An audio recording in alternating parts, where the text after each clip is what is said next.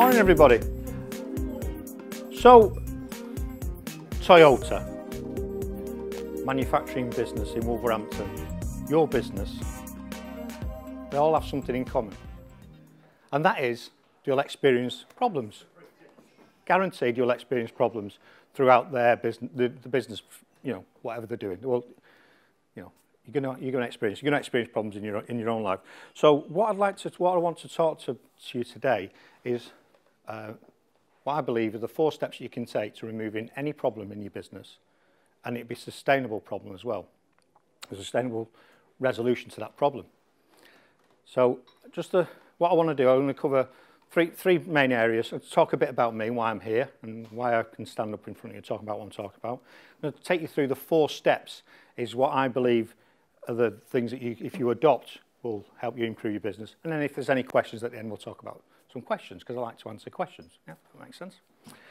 So, it's been great to meet a lot of you this morning, because I've pounced interviewed you. That's one of the things that I do as my business. And one of the reasons I want to do this foresight, and I've started doing this foresight, is because a lot of people see me as the 4N fool, don't they? See me going around doing all the things that I do. They don't know what I've done in the past, and it's the same when you go networking. People don't know what you actually do and done before. So, myself, I left corporate world back in 2010 when I discovered I was dyslexic at 44. So what do you do when what would you do if you found out you're dyslexic at 44? Well, you'd probably do what I did. I quit my job, started a business, and I went to university. And I graduated in 2012 with a master's degree in global entrepreneurship. Now, I don't say that to be, oh, look at me. I say that because that was me. One of my things for doing it was to say to the world, I'm a dyslexic, and this is what I can do. So, and I do everything that I ever do in my business is raising my profile so I can affect that. And that's why I do these talks. That's why I've got my radio station, everything. It's to raise my profile so I can change the perception of dyslexia. If you want to talk about that, I do talks on that, but if you want to know a bit more about that, come and see me afterwards. So I started my working career as a butcher. I'm a qualified butcher. And I always wanted more, I wanted to progress. So I ended up getting into supply chain logistics. That's trucks and sheds, as we call them. So whatever you're doing at home, whatever you've ordered, whatever you're buying today has come from a warehouse somewhere through a supply chain. That's why I'm a supply chain professional. And I've managed to work myself from the bottom to the top, because everything I ever do, I always put 100% into it. I always try and get to the next level. I always push myself as far as I could. And I found myself in the end of my career, when I decided to leave it, running a business that was £23 million a year. My contract was £23 million a year. That's what I was responsible for. I had a team of accountants. I had 2 vehicle engineers. I had health and safety team. I had about 150 staff and 3 sites. So that when people look at me and go, oh, look at him, he's just having a bit of a lark. There's something behind me in my past that I've done. Something that I can do standing on my head, but something that I don't really enjoy doing. I can do it, but I prefer to do the other things that I do, like interacting, like presenting, like doing a radio show. That's what my passion is, and that's why I do that now. So throughout that career, every operation I've been in, I was a bit of a troubleshooter as well. So for want of a better word, I'd be told, Kurt, you're going to Warrington tomorrow because we've got major problems at that site. I work for a company called TNT Logistics. And I'm quite good at it, I think. I can go into virtually any operation, any business, and see what problems are going on, especially in supply chain, and eradicate them. And I'll give you a quick example.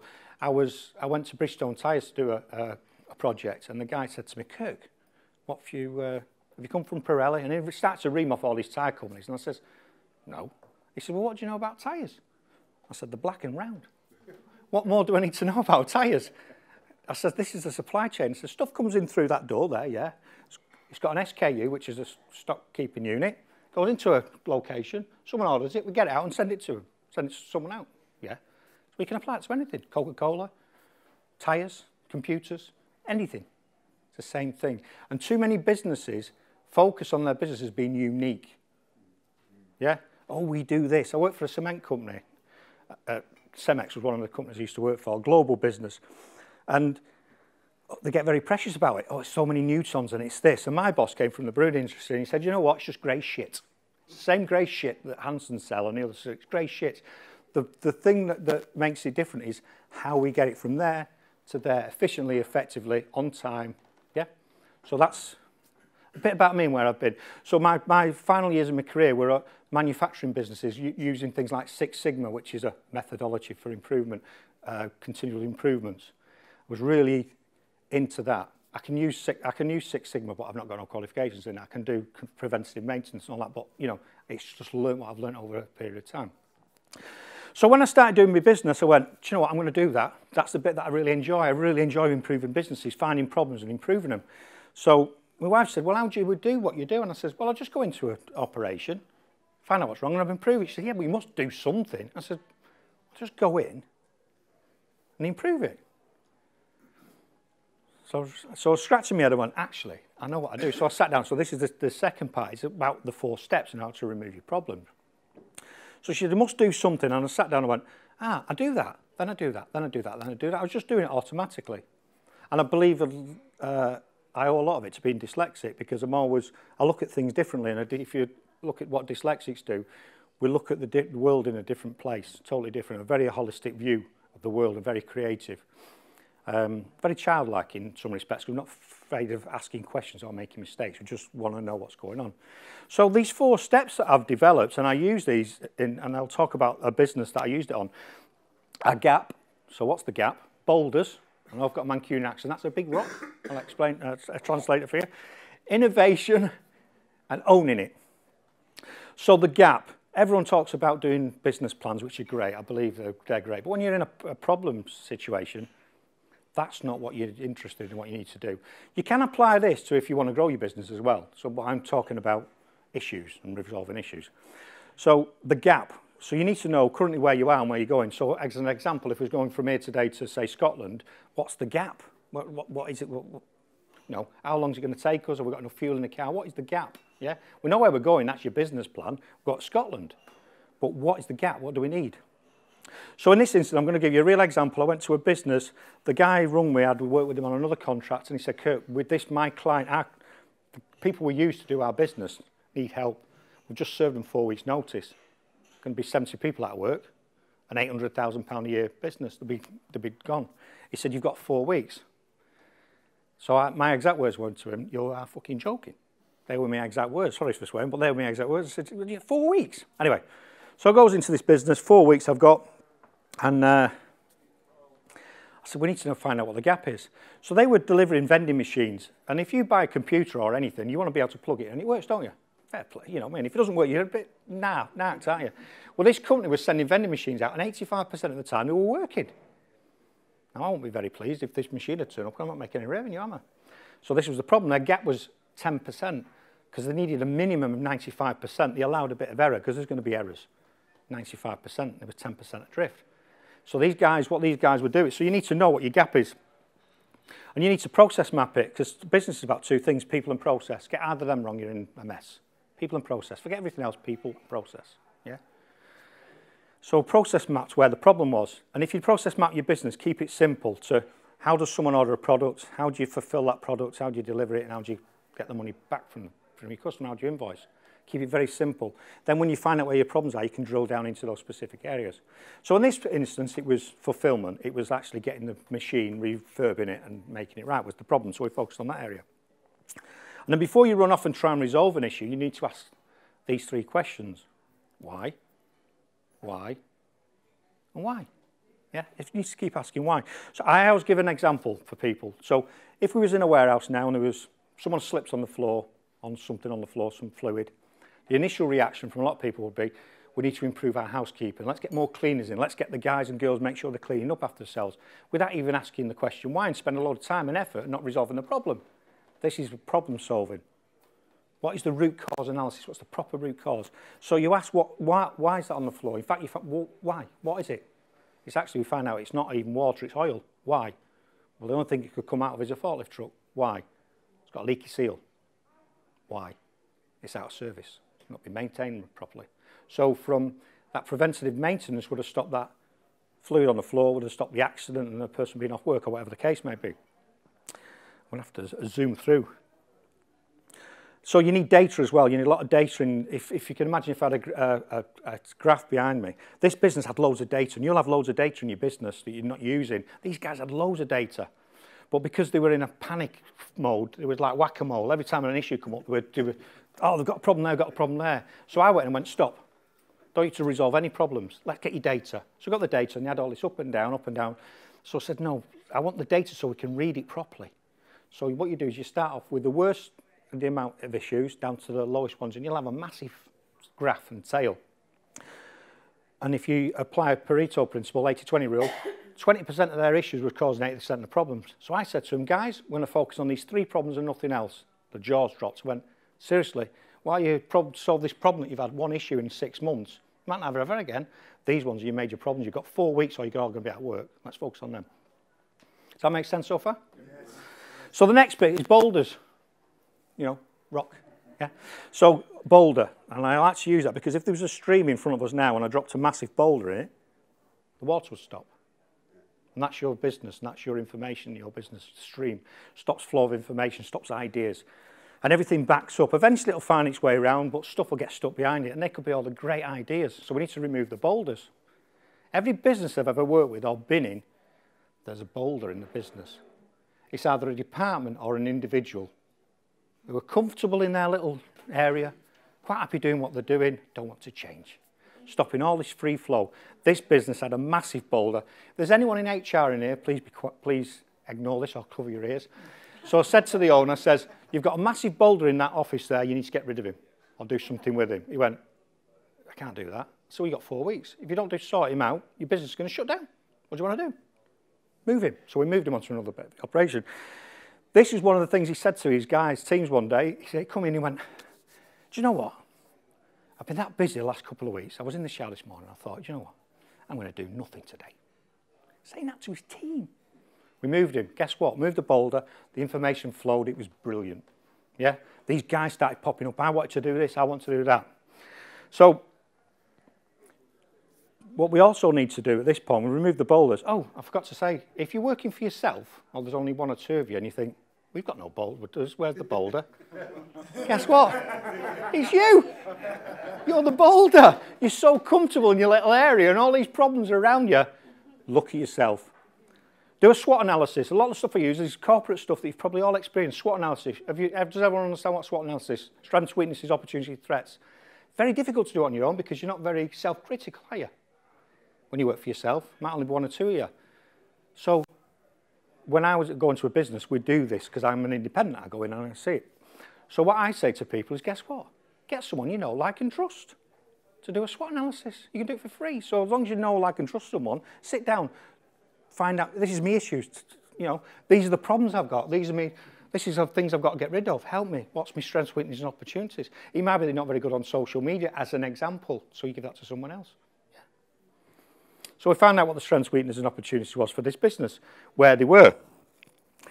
The next thing, once we've got rid of the boulder, is we go to the most exciting part of it that I really love doing, which is the innovation side.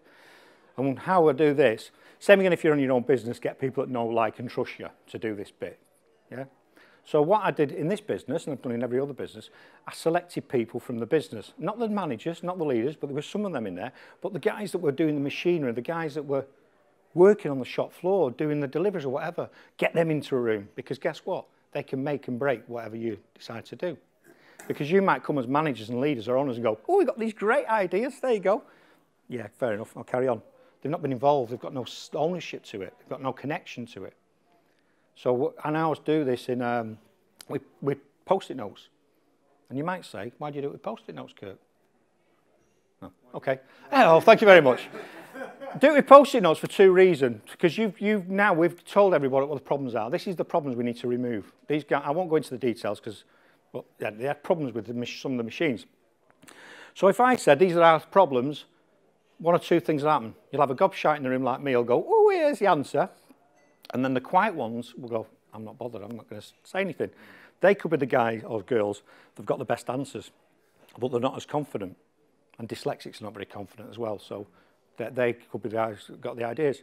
But not only that, the first person that answers a question, every answer after that will be influenced by that first answer. So by doing Post-it notes, you're getting each individual's ideas. So then you put them on the wall, we group them together, and then round now we had 4 weeks. So if they might have come up with a great idea, but it's going to take 6 months, we have to discount that straight away, because what's the point? Because we won't be here 6 months.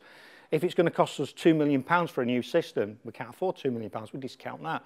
These guys were phenomenal. One of the issues they had was when the machine got to the end of the production line, it was only one person testing it. It had to be an electrician because it was an electrical job. And they were losing 19 to 20 hours a week production because of it, because they had to decommission a machine, then recommission a machine, put the parts in that were wrong. These guys went away. The boss thought they were all drongos. Yeah, never underestimate the people that are working for you. These guys went away and made a box, manufactured a box which anyone could use. You put a piece of machinery into it, flicked a button. If it whizzed or banged or whatever it's supposed to do, it was fine. If it didn't, they put a new one in. They also said, Kurt, there's 6 valves in one of these machines, and we always have problems with these valves. They're an issue. I'll tell you what, we'll take all 6 valves out of the machine, we'll give them to the guy on the end, he can remanufacture them, and we'll put 6 back in that's remanufactured. So every time a machine went to be tested, it passed the test. And in 4 weeks, we turned that business around from 85% to a standard 95% delivery on time. It's pretty phenomenal. Pretty phenomenal. And the last bit is owning it. So when you've done all this wonderful work that you've done and where you're going, it's like everything. If you go and read a book or you want to learn something and you don't apply it, you've actually wasted all your time. So if you've got problems and you do nothing about those problems, then they're just going to reoccur again. And once you've done this process, you go start from the start again. And then, you know, like I said to you before, there's this big tail. Then you go down. And these businesses that are that have got their quality to, you know, spot on, these massive businesses, they're continually doing this constantly, month on month on month. What have been our problems? What have been our problems? Yeah, they're doing a yearly shift, and they keep going through this process over and over again. So owning it. Has anyone heard of the guy called Stephen Covey? Yep.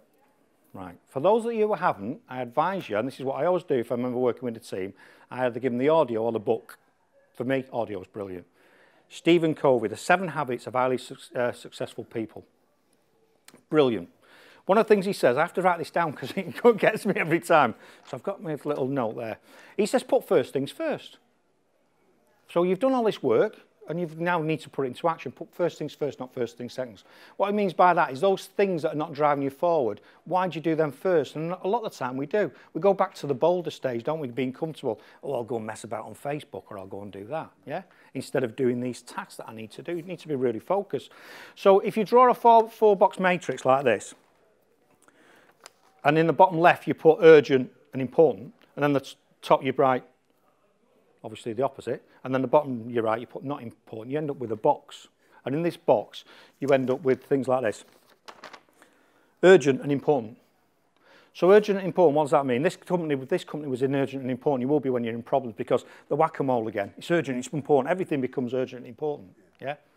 The other one is, for the blokes in the room, there's a date coming in a few weeks' time, 25th of December. 25th of December. The majority of blokes will wait till the 24th and run around like absolute loonies because it's becoming important, yeah, becoming important and urgent. The ladies in the room are all sat there smug because they've been proactive. They've been putting first things first because what they've done we had this conversation before, they've been into Next in August and bought the frigging wrapping paper for Christmas. Well, that's all about. Yeah, so they're in it's not urgent, but it's important. You know that date's coming. So if you've got a business that's seasonal, like Christmas, when I worked in supply chain logistics, we were booking vehicles in August and drivers in August. Because if we wait till October and November, they were all gone. So then it costs you more money. You can't fulfill what you need to be doing. And if you put first things first, like these issues that you've got and resolving these issues, what it means is when you do get a problem, you can react to it because you've got a bit of flux. One of the places you don't want to be is not urgent, not important. Well, why could it be not urgent and important? That's everybody else's monkeys or circus, isn't it? People phone you with their problem. I've got a problem with this, Kirk. Do you know what I mean? And I've been guilty, as a lot of people have been guilty of. Pardon? Yeah. That's a special box from me. There's other people's problems, but you tend to gravitate towards them because we want to help people, don't we? And we're not helping ourselves. So you need to always look back to where you're going, what's your gap, where you're trying to get to, what are your issues, and keep going through this. But I know I said it before, if you're working on your own or there's only one or two of you in the business, go and work with somebody else. Either bring a professional in, Doesn't have to be me, but bring somebody in. Or there's groups of people, you know enough people within this networking that you can say, let's work on each other's business. What problems have you got? What problems have I got? Yeah, all it'll cost you is time. And you'll probably go away with a fresh perspective because that individual knows nothing about you. I love going into businesses where I know nothing about it. Because guess what? I ask all the stupid questions. Why you do that? Well, we've always done it like that, and this is how we do it. Well, let's do it like this. You can apply ways of doing it from other businesses. That's what I always do. How would they do it in this business? Now can this apply to this business? So hopefully that makes sense. So there are 4 steps. So your 4 steps is gap, boulders, big rock, yeah, innovate, and owning it. And I go by the name of the International Dyslexic Superhero. My name's Kirkpickstone, and thanks for listening to this morning. If you've got any questions, please feel free to ask me.